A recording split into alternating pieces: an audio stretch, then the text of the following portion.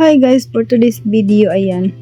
Si Alter, tinuturuan ko na siya na magsulat at magbasa kasi nga is mag-aaral na daw siya, sabi ni papa niya. Kasi sabi ni papa niya, hindi daw tinatanggap dyan sa kinder kung hindi daw magdi-daycare. Kaya yan, papaaralin na namin si Alter guys. Late na siya.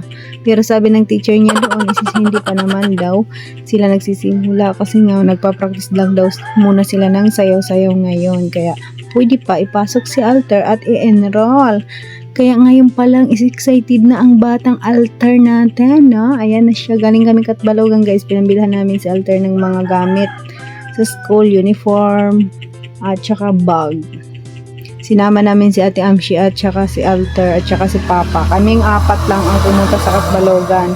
Si Ate Drombi nga sana yung inutusan namin na dalhin si Alter at bilhan ng uniform kasi ngayon papa niya is ano yan siya, pero basa waray pa, pero waray katurog kaya naglilino to yung lumpia na dire man ni ate, kaya kami nala naupatan kumadto ha Katbalogan. So ayan na nga, pag-uwi namin, ayan, excited na yung bata kasi binilhan namin niya ng sapatos, bag at saka gamit niya sa school.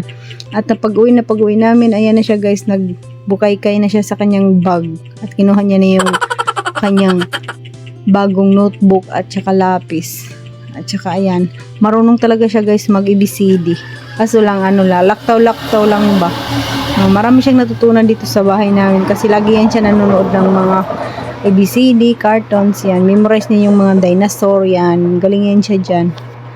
At saka hindi pa siya masyadong marunong maghawak ng lapis. Kaya yan yung inaano ko sa kanya. Importante talaga yung paghawak ng lapis.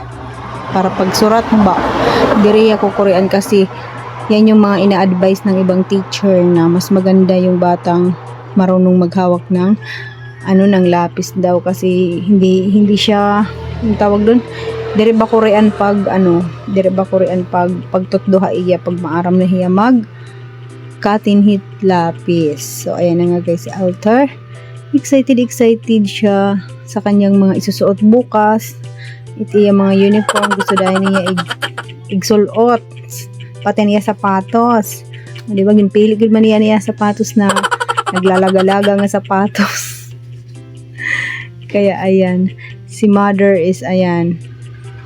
Pati yung bag, siya rin yung siya rin nagpili ng bag. Siya yung pinapili ko ng bag kasi mahirap kalabanin si Alter. Ayan, nag-robot na siya. Robot daw siya kasi yung bag niya is robot. Gusto nga ng ate niya is yung space, nasa space daw yung yun. Siya talaga pumili ng ng bag niya. At saka ayan din yun si Amshi, hindi pa natutulog. Anong oras na? Sabi ko matulog na kayo kasi may pasok bukas. Ayaw naman yung mga anak ko pag yung nanay is hindi pa natutulog. Yung mga anak hindi pa rin natutulog. Kaya gusto ng mga anak ko, yung nanay muna yung matulog bago sila.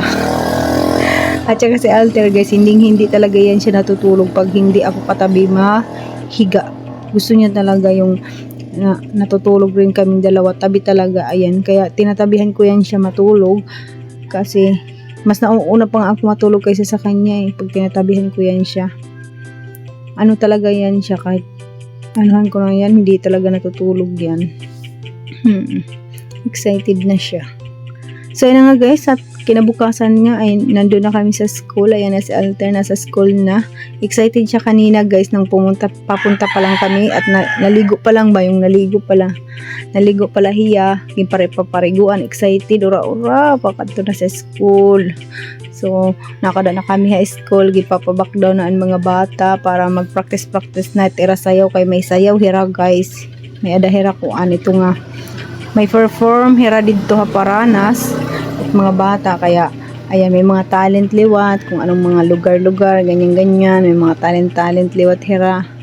Alter na diri talaga hiya pagbak daw. Ayan, gusto niya nang umuwi dyan, mama daw uli na kuno kita.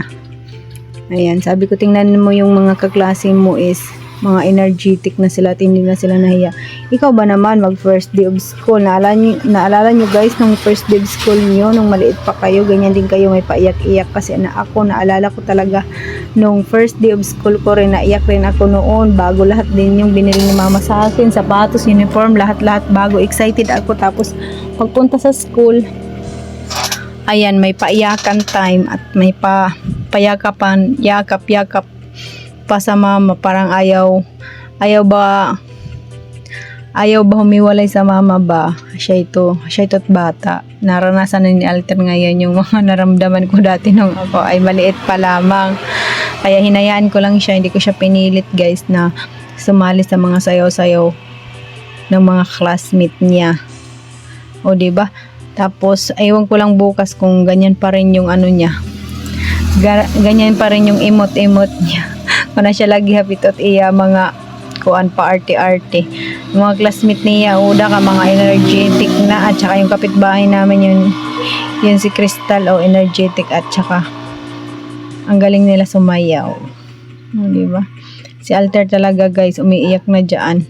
Tingin lang siya ng tingin at pinapauwi niya na kami. Susugo pagod ako niya nga. Tatawagan ako nung namon niya Kuya Pansot para kuhaon na kami.